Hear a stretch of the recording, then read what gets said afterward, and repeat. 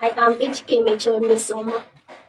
I'm the owner of these results. I went to Jamb to print these results, and this is what they gave me. This is the result here.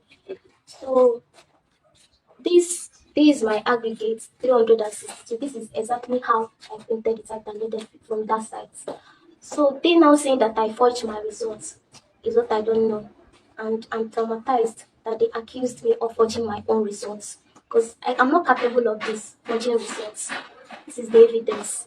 Okay, they say that I forged my results. They scanned this QR code there, and it showed another name, a Yoruba name, Omotola Afolabi, 138. And that same person that got 138, they checked again, the person got 338. Meaning that there is problem somewhere. So, and we went to Commissioner of Education office on Friday last week. My principal and the educational secretary of Anglican Girls Secondary School, Anglican Diocese. So we went there. We showed all these results to Commission of Education, both this on the SMS they sent to me. Subscribe on YouTube at PHEMWOODSTV.